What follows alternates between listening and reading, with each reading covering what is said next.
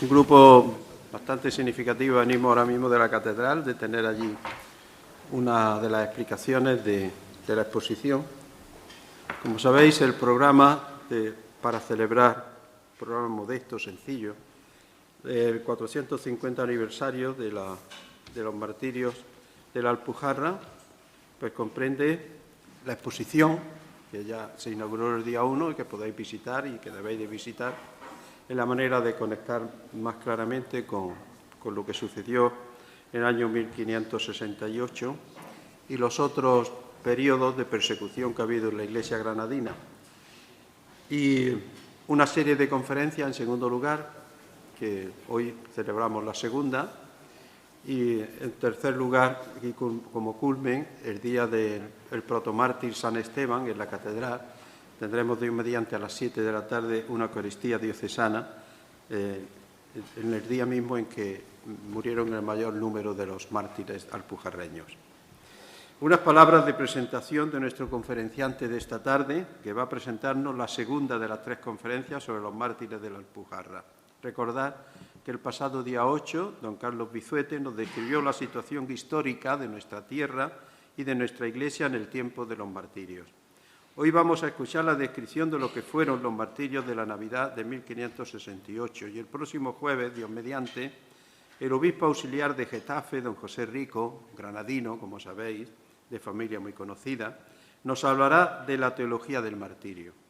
Pero ahora toca presentar a don Miguel Luis López Guadalupe Muñoz, nacido en 1964 en Granada, del matrimonio don Manuel López Guadalupe y doña Carmen Muñoz, ambos muy insertados como eficientes colaboradores en diversos ambientes eclesiales, de parroquias, de hermandades y cofradías y de Cáritas, singularmente. Miguel Luis López Guadalupe Muñoz es catedrático de Historia Moderna de la Universidad de Granada. Realizó sus estudios de Historia, de licenciatura y doctorado en la misma universidad. Y su tesis sobre contrarreforma y cofradías en Granada, que mereció el premio extraordinario, nos dice ya mucho con su título sobre dónde viene estando su centro de interés en los trabajos históricos, la vida de la Iglesia de Granada en los tiempos modernos, siglo XVI, XVII y XVIII, y singularmente la religiosidad popular y su manifestación en el movimiento cofrade, tan intenso en nuestra ciudad en esos siglos. Dice su currículum que ha realizado estancias en Roma, en la Universidad Nueva de Lisboa y en la Escuela de Altos Estudios de Ciencias Sociales de París. Cuenta con casi 200 publicaciones donde destacan la labor de edición de seminarios, congresos y homenajes, junto a diversas monografías sobre cofradía granadina y el análisis histórico de la Semana Santa, además de artículos en revistas especializadas y contribuciones a congresos internacionales. Don Miguel Luis es el actual hermano mayor de la Hermandad de Nuestra Señora de las Angustias y forma parte de las 2 comisiones históricas creadas por don Javier Martínez para rescatar y publicar documentación histórica sobre los mártires de la Alpujarra y sobre nuestro primer arzobispo, fray Hernando de Talavera. Es el autor de la edición y nota preliminar del segundo volumen de los ya publicados sobre los mártires, que contiene el manuscrito 1602 de la Biblioteca Nacional, con una historia de los mártires cuya transcripción e índice hizo Marisol Albadalejo, que también está presente, que es también miembro de las mencionadas comisiones. Agradecemos y valoramos en mucho su constante y preciosa colaboración en estas 2 comisiones, con una dedicación e interés que nacen sin duda de su amor a la Iglesia de Granada. Muchas gracias, Miguel Luis. Muy bien. Muchas gracias. Ahora. Muchas gracias, don Manuel, por esta... Dando mi gratitud por la invitación en estas comisiones históricas y por yo creo que la oportunidad de este ciclo, de esta exposición tan extraordinaria y de este ciclo en el 450 aniversario de los mártires de la Alpujarra. Un capítulo dramático de la historia de nuestra diócesis que dará paso posteriormente, es el momento de la sublevación, a aquella guerra que duró 2 años y medio y que acabó también con la presencia, buena parte de la presencia de los moriscos en Granada. Creo que esta efeméride no puede pasar por alto en nuestra historia y, bueno, pues me siento especialmente agradecido por formar parte de esta iniciativa, por otro lado, tan necesaria. Voy a comenzar leyendo un fragmento de la novela Jeromín del padre Coloma. Es una novela que se publicó hace ya 115 años y que dice, al llegar a este episodio de la historia de España: en menos de 15 días incendiaron y saquearon los moriscos de Farax más de 300 iglesias, destrozaron sus imágenes, profanaron en ella el Santísimo Sacramento y asesinaron a más de 4.000 cristianos, entre hombres, mujeres y niños, con tan exquisitos tormentos y muertes tan atroces que no se encuentran iguales en los anales de los mártires. Y fue gran maravilla y gloria de aquellas víctimas que ni uno solo hubo entre ellos que renegase, y todos murieron con los nombres de Jesús y su Santísima Madre en los labios. Bien, esto no es historia en todo caso novelada, pero me ayuda para ver cómo a nivel cultural pues ya se había establecido el paradigma de los martirios en la sociedad española y, por supuesto, en los ambientes eclesiásticos. No hay que pasar por alto, lo vimos en la conferencia anterior, la última intervención de don Javier lo puso de manifiesto, y la respuesta del profesor Vizuete, que este sigue siendo en la actualidad un tema polémico. Lo que se achaca es que el relato de los martirios pues, es un relato en clave providencialista, pero no podía ser de otra forma, ¿no? El padre Sotomayor ha escrito al respecto que ningún autor cristiano de la época estaba capacitado para escribir una historia crítica de lo sucedido en la Alpujarra. La visión de todos es necesariamente parcial, pero incide en que todas las fuentes históricas tienen su sesgo de un tipo o de otro, que por el contrario no se puede caer en el extremo de las posiciones ideológicas actuales que más o menos conscientemente nos conducen a aplicar a los que pertenecen a otro mundo mental esquemas anacrónicos. Es decir, hay que juzgar lo que ocurrió en el contexto en que se produce. Y a este respecto, de las muchas opiniones vertidas sobre el tema de la historia de los moriscos y de esta página más trágica que fue la Guerra de las Alpujarras, a mí me gusta quedarme con el juicio del historiador que a mí me parece más ecuánime y mesurado, que no es otro que don Antonio Domínguez Ortiz. Él llega a decir que aunque Dan, en esta historia de los moriscos, era un gran especialista, bueno, un gran modernista, el más grande que ha tenido el siglo XX en España, quedan bastantes entresijos por aclarar, pero también la tarea de interpretación de los hechos, y dice él estas palabras, en la que los factores ideológicos introducen discrepancias con frecuencia irreductibles. Esto es lo que a mí me gustaría superar. Añade, porque la visión que de ellos tenga un español de miras tradicionales no puede ser la de un progresista, y mucho menos la de un historiador árabe. Es decir, nos está previniendo que, lógicamente, nos movemos en un terreno de aguas movedizas. Por eso, antes de pasar a ver, la verdad es que la descripción de los martirios, veremos algunos casos, es bastante cruel y bastante triste.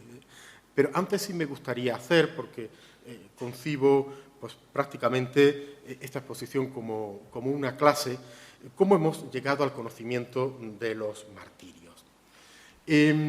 Las fuentes principales son las 3 crónicas sobre la guerra de las Alpujarras. Pero aunque estas crónicas empezaron a escribirse al producirse la guerra o al terminar la guerra, no van a aparecer impresas hasta el siglo XVII. Ya antes hay obras que mencionan los martirios, obras generales. Por ejemplo, en 1573, muy cercana a los hechos, la historia pontifical y canónica de Gonzalo de Illescas, En 1593, el sumario de las persecuciones que ha tenido la Iglesia, de Juan Chirino, por cierto, obra publicada en Granada. En 1595, la vida y hechos de Pío V, de Antonio de Fuenmayor, donde ya habla de una cifra muy abultada, no eran 4.000, tampoco eran 3.000, como eran varios cientos, aunque es difícil de determinar, como decía Fuenmayor. Pero en cualquier caso insistía que era España una tierra gloriosa de mártires. Ya en 1600 aparece la edición primera de la historia de rebelión y castigo de los moriscos de Luis del Mármol Carvajal. 1600, editado en Málaga. Él fue testigo directo de la guerra, no lógicamente de los martirios, que pilló por sorpresa, pero sí llegó luego con el contingente militar castellano. Empezó a redactarla en 1574 y es la más completa en detalle. Es decir, casi todos los autores beben de Mármol Carvajal, al que le dedica un libro completo de su obra. El 15% de la obra de la guerra de las Alpujarras está dedicada a los martirios. Entre medias, pues encontramos nuevas citas en la primera parte de la Historia General del Mundo, de Herrera. En 1610 está ya terminada la Historia Eclesiástica de Granada, de Justino Antolínez de Burgos, para darla a la imprenta, aunque no se dio, y ya usa toda la información recopilada por el arzobispo Castro y también los informes dispersos de la época del arzobispo Guerrero, que es coetáneo de los acontecimientos. En 1619 se publica la segunda de las crónicas de la guerra, la de Ginés Pérez de Hita, que por otro lado literariamente es la más rica, pero también es una historia novelada. También Pérez de Hita fue testigo de la guerra. Y el mismo año aparece la biografía, la crónica del reinado de Felipe II de Luis Cabrera de Córdoba, que recoge claramente la mentalidad martirial, incluso en figuras como don Juan de Austria, que fue el encargado de reprimir la sublevación. En 1627, por fin, aparece la tercera, la de Diego Hurtado de Mendoza, la Guerra de Granada, que se publica en Lisboa en ese año y que recoge toda la tradición martirial y la firmeza de los mártires en la fe. Tarda en publicarse porque él hace sobre todo una defensa de la participación de sus familiares, del capitán general de Granada, que había caído en desgracia precisamente por mantener una postura negociadora. En 1627 aparece también la biografía de don Juan de Austria, de Van der Hamen y León, sin embargo, pasa casi de puntillas por estos acontecimientos. Y en 1638, me parece una fecha clave, la Historia Eclesiástica de Granada, esta sí editada de Francisco Bermúdez de Pedraza, donde ya digamos que se fragua la tesis oficial de estos martirios producidos por odio a la fe cristiana. Como quiera que hay algunos frailes que sufrieron estos martirios, frailes agustinos de Huécija, en 1644 en el Alphabetum Augustinianum ya aparecen citados, y luego en las historias locales, dado que algunos de ellos procedían de otras tierras, pues por ejemplo el caso de Juan Lorenzo de Corbera, que era de la diócesis de Jaén, bueno, en 1653, la obra de Vilches, Santos y Santuarios del Obispado de Jaén, y al año siguiente el catálogo de los obispos de la Iglesia de Jaén de Jimena Jurado, se detienen también en estos episodios. Otro hito fundamental va a tener lugar en 1671, justamente al siglo de producirse los martirios, cuando el arzobispo don Diego Escolano toma interés en el asunto y encarga una nueva indagación, reina regente, un memorial acerca de las muertes que en odio de la fe y religión cristiana dieron los moriscos rebelados a los cristianos viejos. Después vendrán muchas otras citas en la historiografía.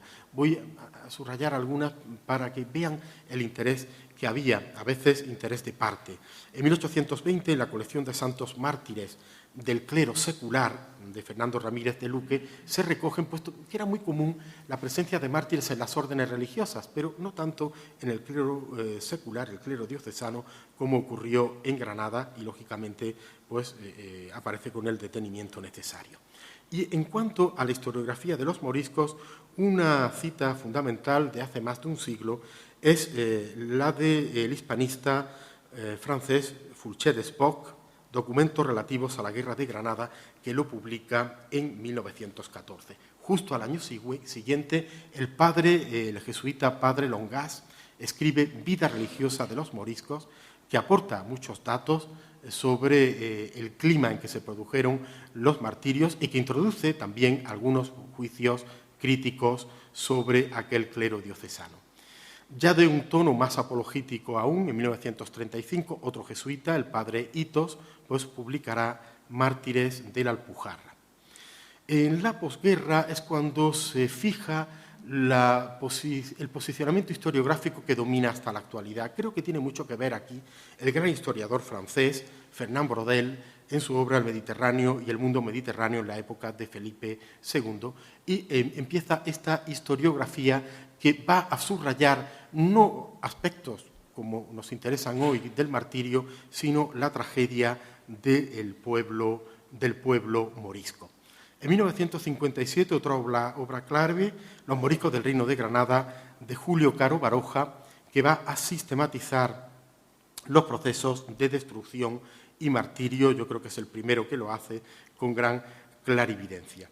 Y justo 400 años después, en 1968, Gallego Burín y Gamir Sandoval editan el Sínodo Diocesano de Guadix de 1554. Aquí no se habla de los martirios, pero sí del clima en el que se va a producir la sublevación.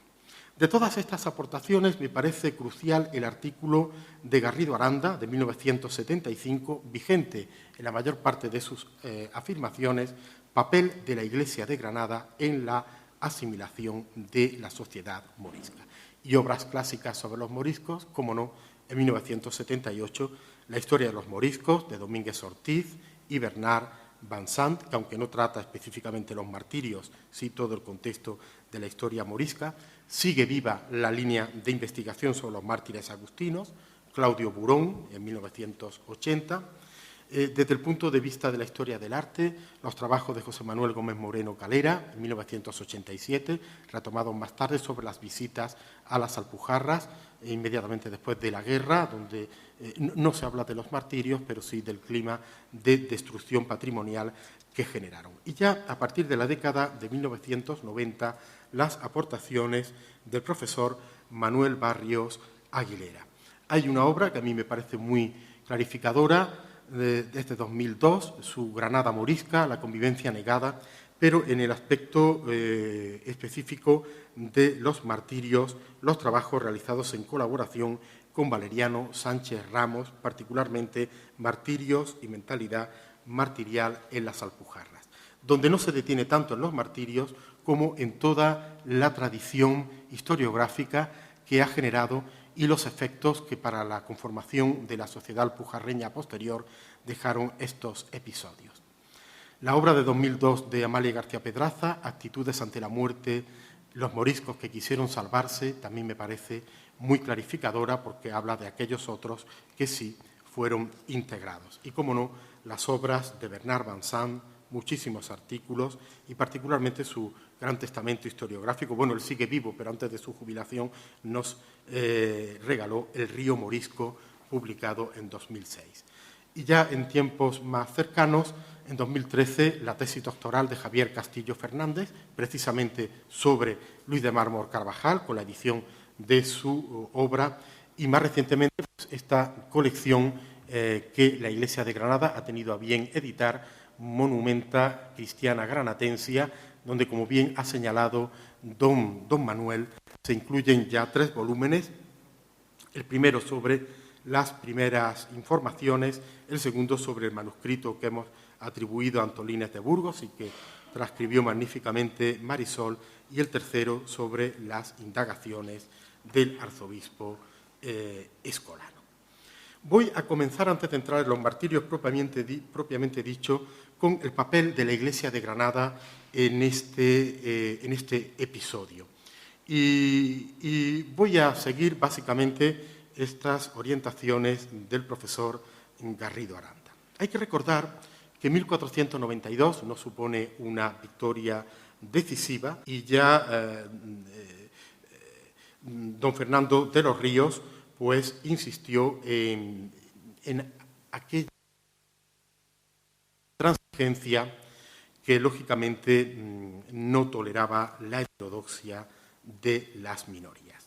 Es lugar recurrente, ya lo hizo el profesor Carlos Bizuete, que la Iglesia granadina, la Iglesia española, no estaba preparada para una labor evangelizadora de estas características, donde además se acumulaba un entre dos grandes religiones, dos grandes civilizaciones. Falta de vocación, formación insuficiente, relajación de la conducta del clero. Hay que decir, sin embargo, que los arzobispos se tomaron muy en serio esta labor.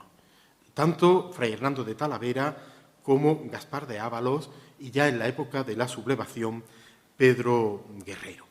Y, por ejemplo, con miras a la conversión sincera de los moriscos, Talavera fundó el primer seminario, que luego sería ejemplo en el Concilio de Trento, y también apuntó la idea de un colegio para niños moriscos que quedó perfectamente estipulado, el Colegio de San Miguel, bajo el episcopado de Ávalos.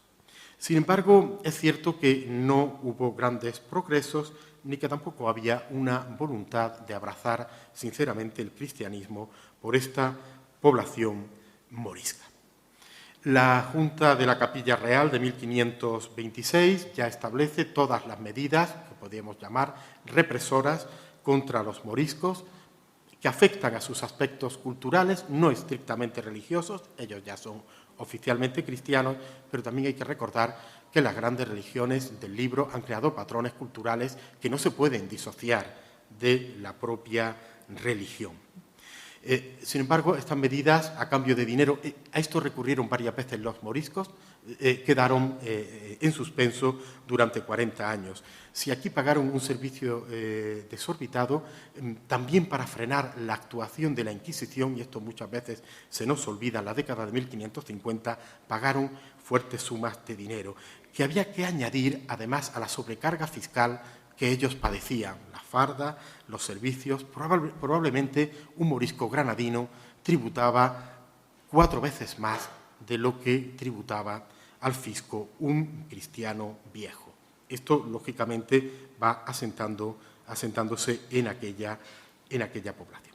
Bien, estas medidas de la Capilla Real aparecen de nuevo en el Sínodo Diocesano de Guadix, de Martín de Ayala, en 1554, donde ya aparece esta definición cultural del morisco, pero muchas veces se nos olvida que junto al sínodo y sus medidas, sus normativas, algunas punitivas, Martín de Ayala publicó un catecismo para los moriscos y no fue el único. A lo largo de su vida publicó otros 2 más dedicados a la catequización de los moriscos. Y básicamente el contenido del Sínodo de Guadix aparecerá de nuevo en el Concilio Provincial de Granada de 1565, aunque este concilio, por razones que no vienen al caso, no llegó a entrar en vigor porque no fue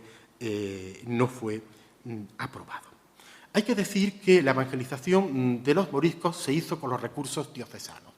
Aunque desde época de Carlos V se conocen misiones de frailes, dominicos, franciscanos y luego la fundación del convento de los agustinos en Huécija, esta fue una aportación pastoral bastante fragmentaria.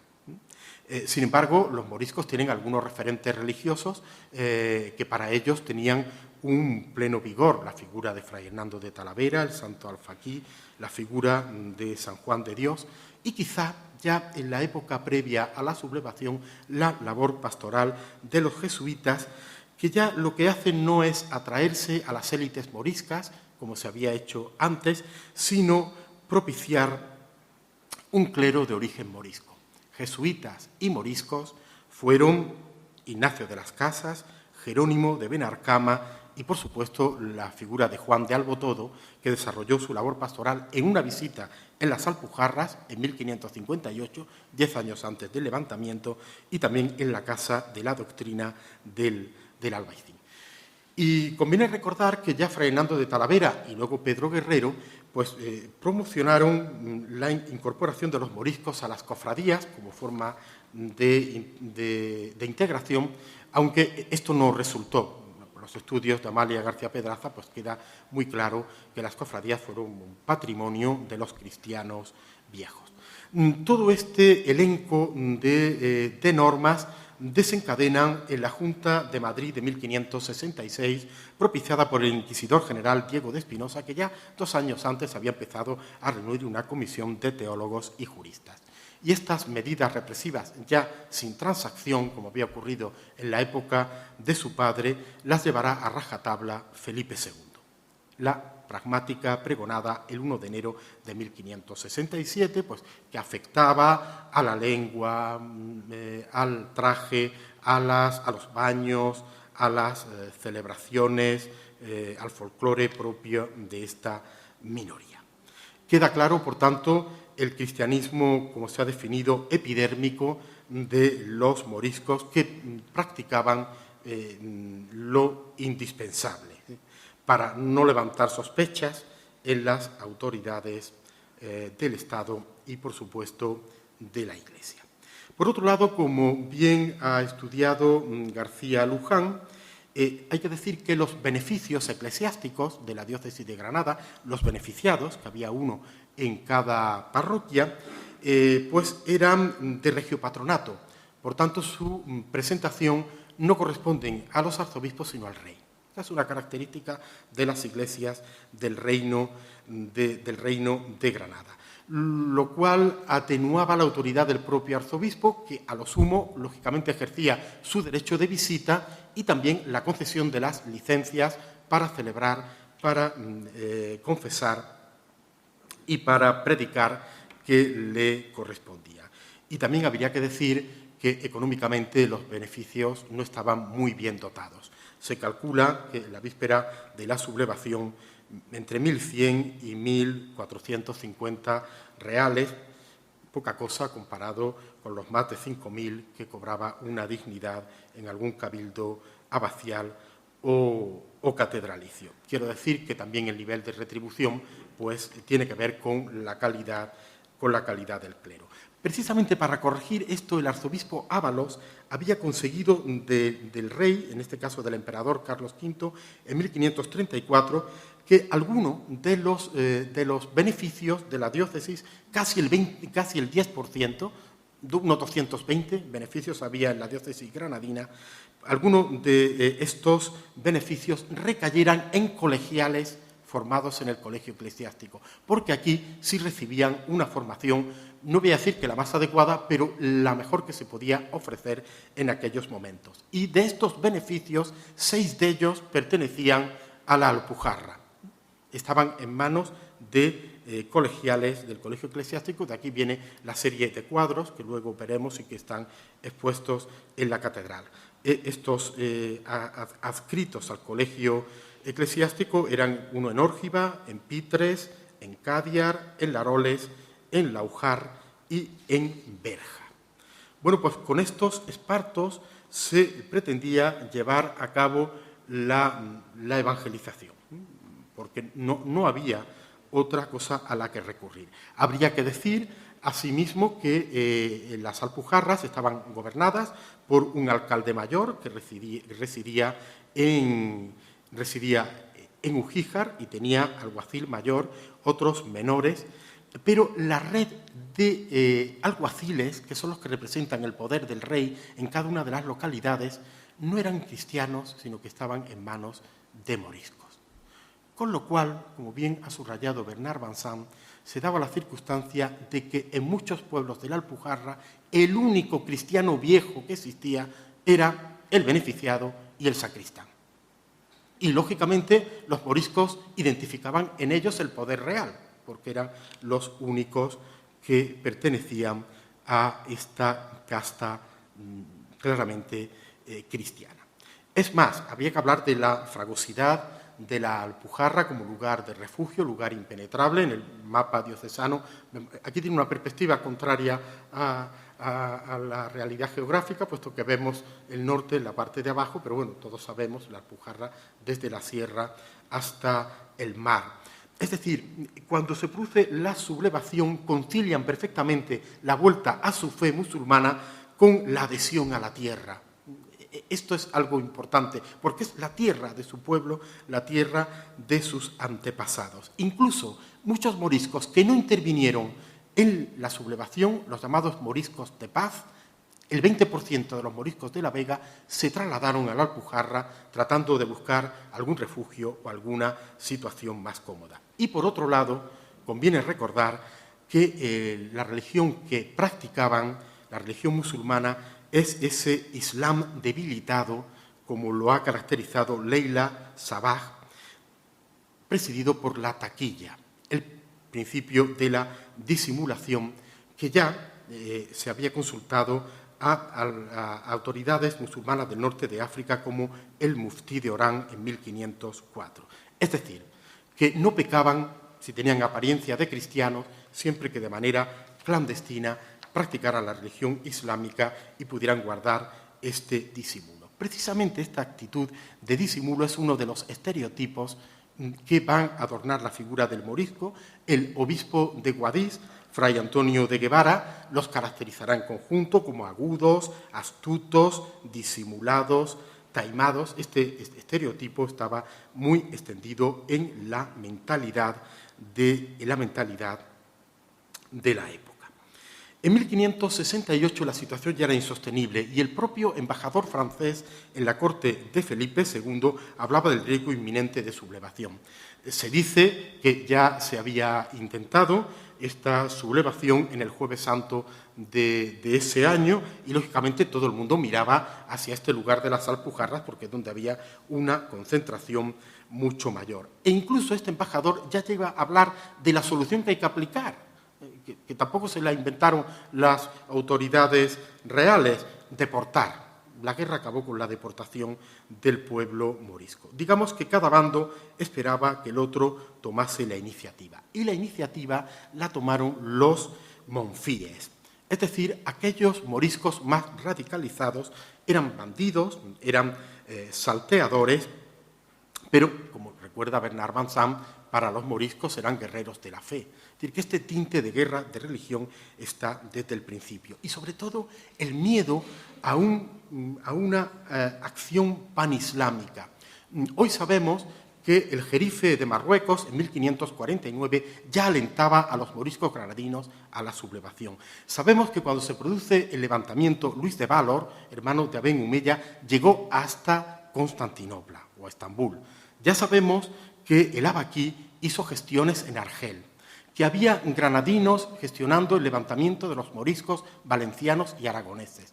Dice Bernard Van Sant que si se hubieran levantado estos moriscos a la vez que los granadinos, Felipe II hubiera tenido que afrontar una guerra contra 100.000 hombres en armas. Ese es un riesgo real.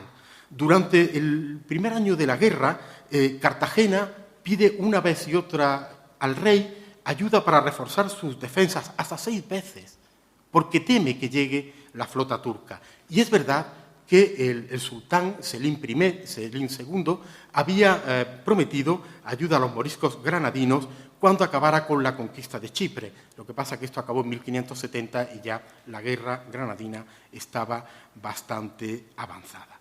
Por tanto, era una tesitura especialmente grave donde era muy difícil.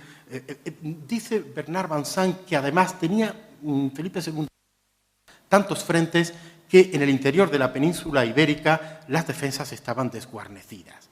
Y esto se sabía desde Madrid. Fue una guerra en el corazón de la península.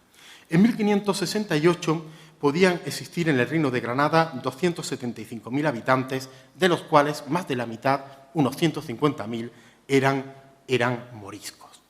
Y como bien repito las palabras de Domínguez Ortiz, en muchos lugares, aquí vemos los mapas que él presenta, como toda la parte oriental, incluyendo la Alpujarra en el mapa inferior, pues era población casi exclusivamente morisca. Hay que tener en cuenta, además, que 1568 fue un año horrible, pero horrible para Felipe II. La muerte trágica del príncipe don Carlos, la muerte de su esposa Isabel de Borbón, la rebelión en los Países Bajos, muchos frentes a los que había que atender. La rebelión de la Alpujarra es una adversidad nacional y, según el prestigioso historiador John Eliot, Guillermo de Orange, que encabeza esta rebelión, toma ejemplo de lo que está pasando en Granada, ¿no? Es un aliciente ver. Por otro lado, las racias, ya se mencionó de los corsarios berberiscos, ya se mencionó en la conferencia anterior, eran continuas. La de 1565, el desembarco de berberiscos en Castelldeferro, llegó hasta Órgiva. 400 berberiscos arrasando este camino y tomando esclavos. Por tanto, había también un miedo a la unión de todos los enemigos de la monarquía hispánica, o al menos una connivencia entre ellos. Por eso, Domínguez Ortiz hablará de la quinta columna en el interior de la península, Fernando de los montañeses, se refiere a los monfíes, frente a la blandura de los ciudadanos. Por ejemplo, aunque lo intentaron, el albaicín, que era otro foco morisco de primer orden, no se sublevó. Era esta gente tan apegada a la tierra, que además utilizaba los cargos en su propio beneficio, manteniendo íntegra su organización social ancestral en la ocupación de estos cargos de agentes reales, que eran los alguacilatos. Dice Caro Baroja que en esta tesitura el moro se hizo más moro y el cristiano, pues, se hizo más cristiano. En fin, antes de la trágica Nochebuena de 1568, la sublevación, después de varias reuniones en la Alpujarra, en la Vega de Granada, en el propio Albaicín, se fijó para el día 25, día de Navidad, pero antes hay varios golpes prebélicos. El día 23, dos partidas de monfíes pues atacaron respectivamente y dieron muerte a los escribanos y alguaciles de Ugíjar, que venían a Granada a pasar las Navidades, y a los escuderos de Motril. Y el mismo día 24, otros monfíes dieron muerte a los soldados que iban desde Cadiar hasta Adra. En cuanto a la sublevación, pues bueno, en esta tabla del profesor Bernard Vincent, donde distribuye los pueblos de la diócesis del Reino de Granada, según si eran de predominio cristiano o de predominio morisco o comunidades mixtas, se ve perfectamente 7.000 y pico, 7.668 vecinos moriscos en las Alpujarras. La comarca que superaba ampliamente en presencia morisca a todas las demás. La sublevación, pues ya sabemos que comenzó en Lanjarón, se adelantaron el día 23 y pronto las TAS de Jubiles, que era muy belicosa, de Poqueira, de Ferreira, del señorío de Órgiva, luego llegaría ya a la tierra de Ugíjar y ya a partir del día 25-26 la Alpujarra almeriense, es decir, las vicarías o las TAS de Adra, de Dalías, de Andarax, de Lúchar y Marchena, conforme se va extendiendo la matanza de cristianos se hace más cruel. En este movimiento, ya veremos algunos casos de crueldad extrema, en este movimiento de oeste a este. De ahí que se hayan denominado las Navidades de sangre. Aquí tenemos algunas representaciones, este manuscrito de 1605, donde aparece también con la perspectiva anterior las TAS sublevadas, y estas fueron no solo de la Alpujarra, granadina y almeriense, como es en la actualidad, sino, como vemos, hasta la fecha de 3 de enero. Bueno, el año está mal puesto, debe ser 24 de diciembre, algo en la tierra de Salobreña, en tierras de Almería, en Abla y Abrucena, en la diócesis de Guadix, y algo también en el valle de Lecrín. Estas serían las vicarías afectadas por el levantamiento, la del valle, Órgiva, también con el mapa geográfico actual, Poqueira, Jubiles y Ugíjar, más al este las vicarías de Andarax, de Berja y Dalías, de Lúchar y de Marchena. Queda claro, como escribe el profesor Barrios, que el morisco o nuevo convertido de moro era formalmente cristiano. El propio arzobispo Guerrero lo defendía. Cuando acabó la guerra, obtuvo la abadía de Ugíjar y después una canonjía en la Catedral de Granada, y dice Guerrero, por ser un hombre muy de bien y harto benemérito. Hay que tener en cuenta que estaban a dos aguas. Lo mismo podría decirse de Alonso de Orozco, canónigo del Salvador, de López Tamarit, beneficiado de Sorbas, y del doctor Marín, maestrescuela de Almería, todos ellos eclesiásticos y todos ellos moriscos. Bueno, la literatura, sobre todo romántica del siglo XIX, pues ha dado esta apariencia a aquellos líderes moriscos. Ahí vemos un Aben Humeya en el centro, pues con esos rasgos africanos que seguramente no tenía. A su derecha, ya vestido a la castellana, su sucesor Aben Abó, y los otros dos personajes de la izquierda, pues líderes monfíes, Aben Farás y el Senix. Bernard Vincent estima que fueron unos 30.000 combatientes moriscos, 4.000 de ellos turcos y berberiscos. Mientras que en el lado castellano, el rey pues confió la misión de la guerra a su hermanastro, don Juan de Austria, un ejército de en torno a 20.000 soldados. Este es el mapa que ofrece Javier Castillo, donde veis se va degradando el color. El comienzo en Lanjarón, que es el rojo más intenso, y en los días siguientes. Son muy interesantes estos primeros 10 días, y así lo subraya Antolínez, porque todavía no hay acciones de guerra, son los martirios pura y llanamente. Hay que recordar que entre el 4 y el 5 de enero ya comenzaron sus campañas, por un lado desde Murcia, el marqués de los Vélez, y por otro desde Granada, el capitán general marqués de Mondéjar. Hay que decir que las tropas cristianas fueron también especialmente crueles. Una cosa no quita la otra. Los episodios de Inox, en febrero del 69, de Galera y Serón, un año más tarde, el apresamiento de Valdinfierno en el Corral del Veleta, fueron el trauma de una guerra brutal. Y además, bueno, el gran problema que se encuentran los historiadores es poner nombre y apellidos a todos estos mártires. Yo, con el manuscrito de Antolínez y las investigaciones que ya había ofrecido Carlos Bizuete, pues he contabilizado con nombres y apellidos 393. La cifra total debió oscilar entre 500 y 800. Muchas veces habla, pues aquí redondea, murieron 50 más, sin que sepamos sus nombres. El padre Hitos menciona 86 clérigos y frailes. A mí me salen 107 eclesiásticos porque he añadido también los oficios que podríamos llamar subalternos de las parroquias.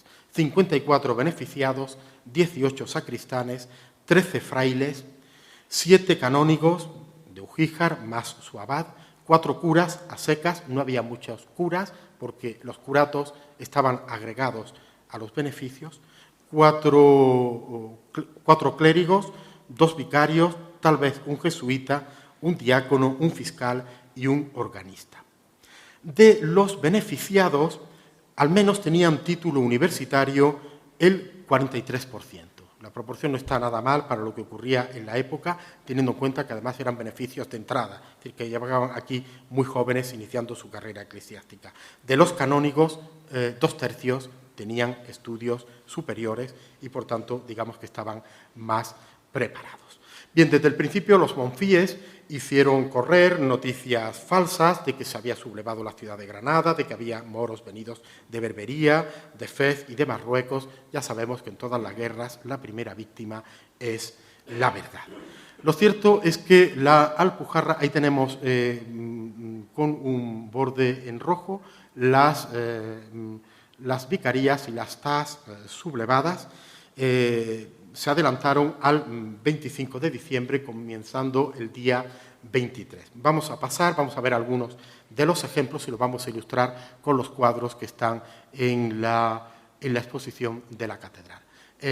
La primera fecha, en Lanjarón, aquí pues yo tengo contabilizados hasta 6 mártires, donde cabe señalar al beneficiado Espinosa, Todos estos cuadros tienen un retrato de cuerpo entero, una cartela que habla del martirio y luego pues alguna representación en el fondo donde se ve la crudeza de estas matanzas. Fue quemado en la torre, como vemos aquí. Era beneficiado de Órgiva, pero murió en Lánjaro.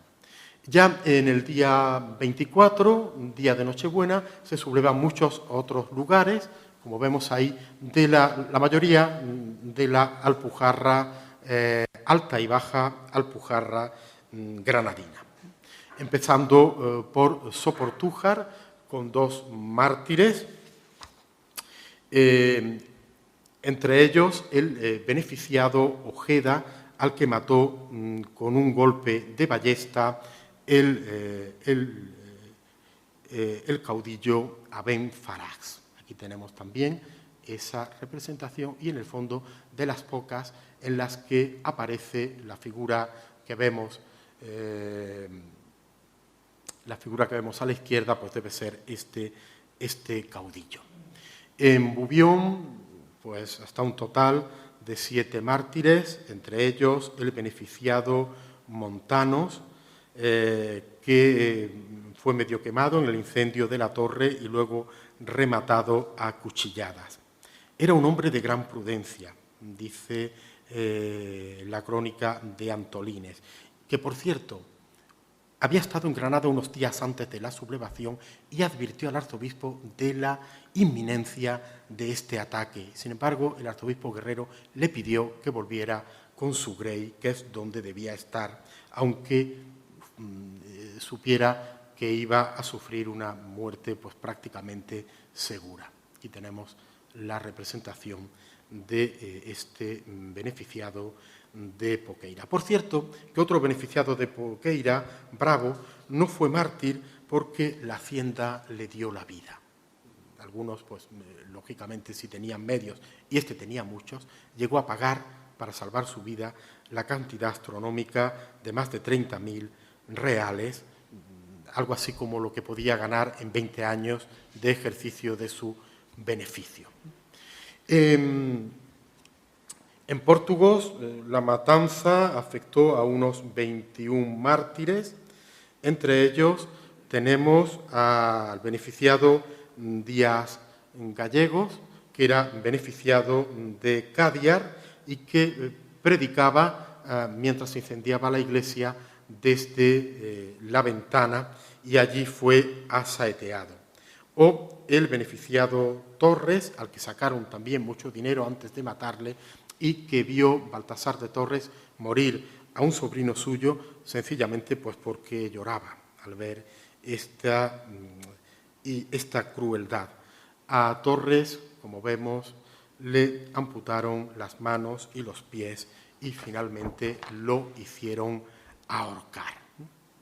En Murtas, 3, en Jorairátar, 4, como vemos, algunos de ellos eran niños pequeños, aquí no hubo tampoco misericordia. En el caso de Jorairátar, el beneficiado Francisco Navarrete, que tras alentar a los cristianos fue degollado y recibió una estocada en el corazón. Después se le cortó la cabeza y se le dio a los niños moriscos para que jugaran con ella. Aquí tenemos la escena y también el testimonio. Es muy interesante los diálogos que inserta Antolínez, que ha ido recogiendo de las pruebas testificales, como lo describen Luis de Mármol y Antolínez de Burgos. Prácticamente el relato es coincidente, un poquito más largo. Toma a estos perros, córtale la cabeza al sacristán, que os apremiaba a ir a misa y os castigaba, aunque Luis del Mármol añade esa coletilla de cuando estaba borracho, referido al caso del sacristán. En Mecina Fondales, 7 mártires, también algunos niños y mujeres. En Pitres, 18 mártires, entre ellos el beneficiado Jerónimo de Mesa, que era morisco o mixto. Su madre era morisca. En este caso se le sometió a un tormento, dejándolo caer desde una garrucha hasta dar 3 golpes en el suelo, y después fue entregado para que fuera rematado a las mujeres. Todo esto, como vemos, lo presenció su madre, que finalmente también resultó mártir como él, y eso que era morisca. En Cástaras, en Jubiles, 5 casos, en Bérchules, 4, en Mecina Bombarón, 5. Bueno, en el caso de Bérchules, aquí estaba el licenciado Montoya, que era sobrino de don Pedro Guerrero, aunque Antolínez no lo quiere poner como mártir por cautela, porque dice que salió a defender su casa, aunque murió implorando el nombre de Jesús. En Mecina Bombarón tenemos al licenciado Juan Gómez, que fue atado a una higuera y prácticamente con una burla de la pasión de Cristo, pues murió entre azotes y lanzadas, y después fue arrastrado y su cuerpo quemado en una hoguera. Aquí lo vemos también, esa escena especialmente cruel. En Yegen, en Valor, 5 casos, lo voy a pasar rápido porque la lista como es realmente enorme. En Nechite, otros 5. En Cadiar se recoge esta ama del beneficiado. Murieron muchos más, pero piensa, como eran soldados, piensa Antolínez que murieron en son de guerra, como dice él. En Narila, otros 3, en Laroles, 16, entre ellos estaba el beneficiado Bartolomé de Herrera, al que en un brasero le quemaron los pies y finalmente, atado a un árbol, fue arcabuceado.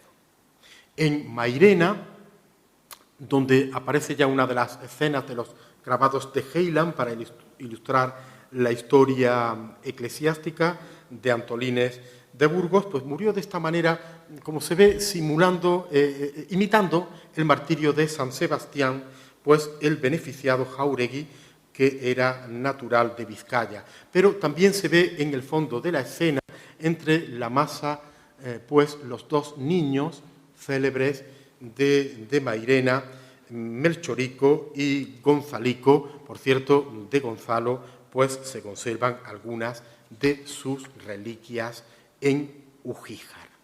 Los casos de Vallarcal, 9, los casos de Joprón, de Iniza o Guarros. Ya a partir en el día 25, los territorios de Berja, Paterna, Laujar, Fondón y Dalías, 11 mártires con nombre y apellidos en el caso de Berja, entre los que se encuentra el beneficiado Martín Caballero, azotado, abofeteado, muerto de un arcabuzazo, un hombre que era oriundo de Bujalance, en Córdoba. Aquí tenemos su martirio en la escena del cuadro. En Paterna, donde se dan 5 casos y donde subraya Antolínez el propio testimonio del odio de los moriscos. Era difícil sacar confesiones a los moriscos que les pudieran comprometer, pero aquí se jactan de haberle dado muerte y a la vez pues subrayan que ofrecían a Dios su muerte pues con alegría, como una muerte santa. Son testimonios de los propios moriscos de esta población.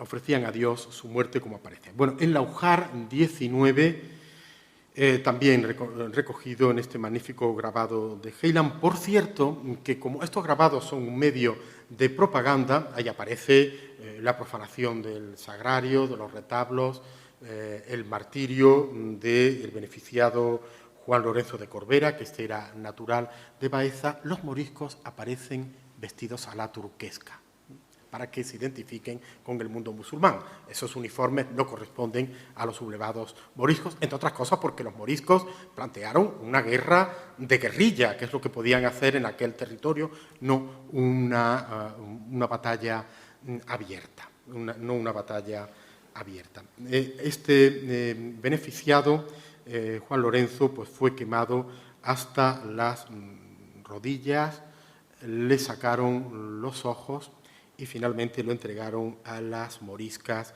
para que descargaran su ira sobre este hombre que llevaba casi 30 años al servicio del beneficio y que había sido formado y recomendado por el maestro Juan de Ávila, que era un aval bastante importante en la sociedad de la época. En el caso de Fondón, en el caso de Dalías, ya a partir del día 26, la vicaría de Ugíjar, también algunas otras en los extremos, tanto en la zona del Alboloduy y Santa Cruz, como en el margen occidental, Conchar, en el valle de Letrín. Bueno, para Ugíjar habría para extenderse 143 mártires con nombres he podido localizar. Aparece también esta preciosa estampa de Heiland, entre ellos el abad de Ugíjar, Pérez de Guzmán, al que, como vemos en la pintura de la izquierda, pues le desollaron la coronilla para verterle cera en la cabeza, le sacaron un ojo y lo mataron pateado por caballos, mujeres y jóvenes. Bien, hay algunos otros cuadros que representan los martirios de Ugíjar, con la presencia también protectora de la Virgen del Martirio. En Ugíjar había de todo. Murieron presos de la cárcel, murieron criados negros, murieron canónigos, murieron agentes de la autoridad real, procuradores, alguaciles, escribanos, mujeres, carpinteros, tundidores, sastres de muy distinta profesión. Voy a saltar la lista porque, como aquí se ve, la lista es realmente enorme. Entre los sublevados el día 26, también el caso de Alboloduy o Santa Cruz. Bueno, ya voy terminando porque no me voy a extender más en estas muertes, pero sí voy a señalar algunas porque son de una crueldad que pone los vellos de punta. Cuando lo escribe el propio Antolínez, dice que no se lo puede creer y se ve que le tiembla la mano. En Santa Cruz, no tenemos retrato de en este caso era Seglar, al alcalde mayor, Blas de Viedma, delante de sus hijas, le cortaron la nariz, se la clavaron en la frente, le cortaron las orejas y se las hicieron tragar, la lengua, las manos, los pies. Esto obedece a un ritual macabro. Cuando llegaron las tropas se encontraron 25 cabezas de mártires cortadas y 25 mujeres también martirizadas. Huele a algún género de sacrificio, dice Antolínez. Alboloduy, Santa Cruz, que ya lo he mencionado. Bueno, en Guajar Fondón también llegó a morir el señor de la localidad, Juan Zapata. Agradezco a don Antonio Muñoz Osorio que me hiciera llegar un documento de la parroquia. También aquí murieron soldados quemados, pero dice Antolínez que esto tuvo algo de color de guerra. En Conchar, murió en Bubión el beneficiado de Conchar porque le aseguraron protección, se fue a Bubión y allí pues lo mataron.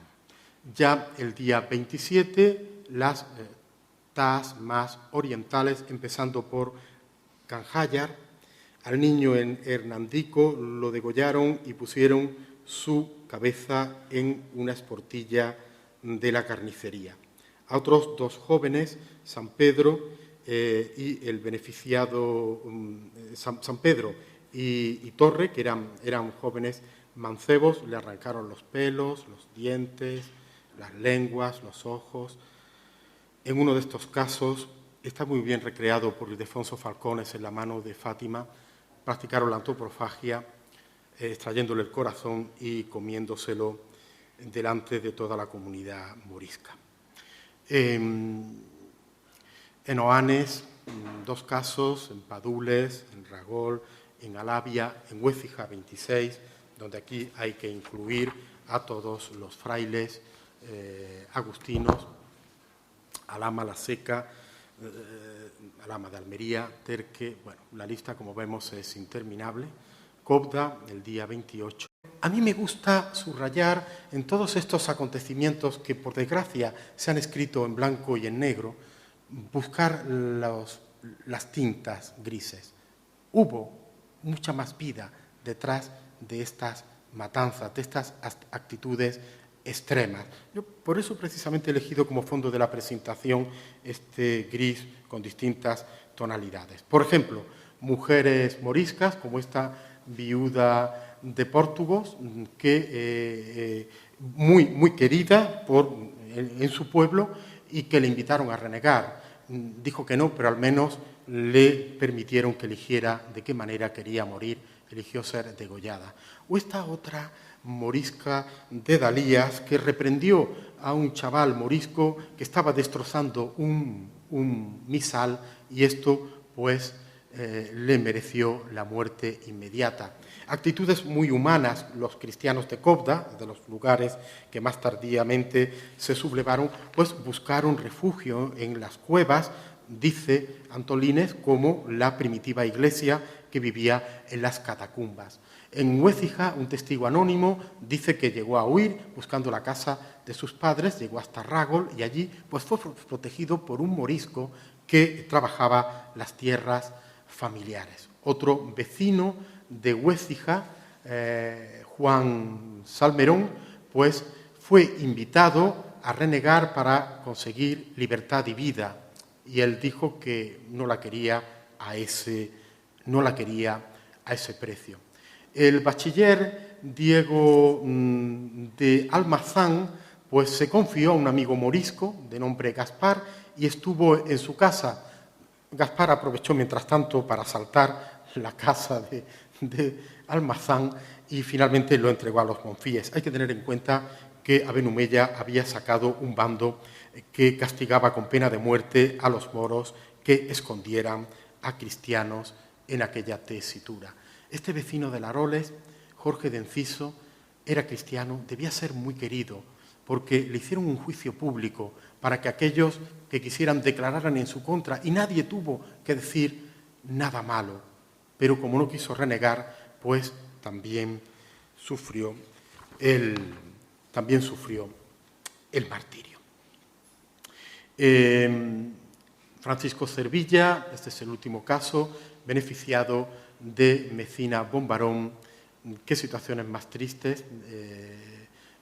Lo mató un amigo diciéndole, un morisco, toma amigo, que más vale que te mate yo a que lo haga otro. Y subraya Antolínez que, en contrapunto a esta falsa amistad, sus dos perros estuvieron velando el cadáver durante 4 días. En fin, la guerra acabó en 1571 con el destierro de los moriscos del Reino de Granada. Algunos permanecieron, aquí vemos en la Alpujarra solo 212 vecinos, de 7.668. Fueron distribuidos por el interior de la corona de Castilla, en concreto los habitantes de la Alpujarra acabaron en tierras de Albacete, Cáceres, Córdoba, Jaén y Toledo. Dice el profesor Bernard Vincent que de los 150.000 moriscos que existían antes de la guerra, 50.000 fueron muertos o huyeron, 80.000 fueron deportados. De manera que solo quedaron unos 20.000 a los que se añadieron algunos repobladores, pero esto dejó en una situación de inferioridad a la Alpujarra granadina y almeriense, que entonces, como bien sabemos, pertenecía a la diócesis de Granada. En un memorial del Cabildo de la Catedral de Granada de 1574 se habla con crudeza. De 80 iglesias que había, quedaban apenas 20 y las rentas se habían reducido a la quinta parte. ¿Qué conclusión podemos sacar? Y lo haré muy brevemente. Bueno, pues en primer lugar, la conversión no había sido sincera y, por supuesto, era incompleta. Los representantes moriscos cargaron las tintas sobre la Iglesia, porque no hubo una voluntad real de conversión y lo veían como un estamento opresor. Muchos de estos clérigos seguramente cometieron abusos, pero era en gran parte en la aplicación de las medidas pastorales de cada diócesis.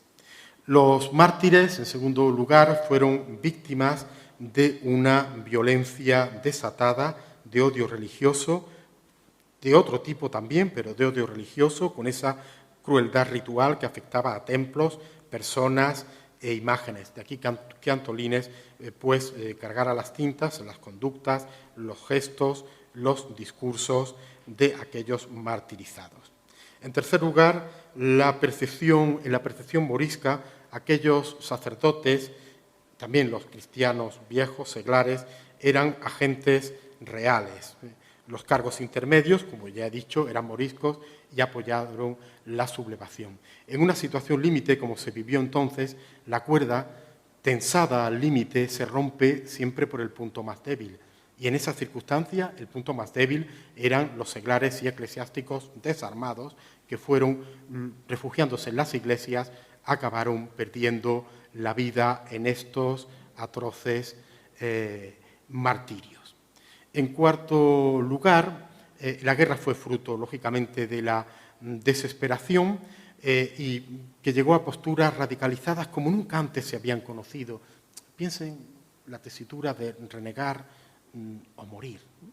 La mayoría optó por no renegar y se vieron abocados a una muerte segura. En cierto modo, aquellos mártires fueron el tributo de sangre que pagó la sociedad española de los vencedores, que eran vencedores pero minoritarios en áreas como la Alpujarra. Y finalmente, salvo excepciones, la mayor parte de ellos eran sacerdotes jóvenes, recién llegados o con poco tiempo en aquellos lugares, con un nivel de formación el que podían tener en aquella época, sujetos a la visita del arzobispo, a la concesión de las licencias. Quizá hubo cierta inhibición por parte de la Capitanía General y del arzobispado, y en estos acontecimientos de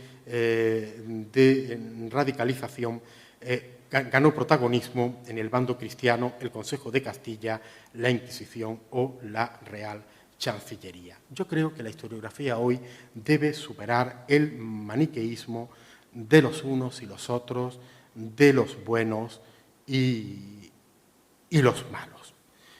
Como bien quedó en evidencia en la conferencia anterior, le toca a los historiadores buscar la verdad histórica en un tema ciertamente no exento de polémica, y retomo mi argumento inicial, y excesivamente ideologizado.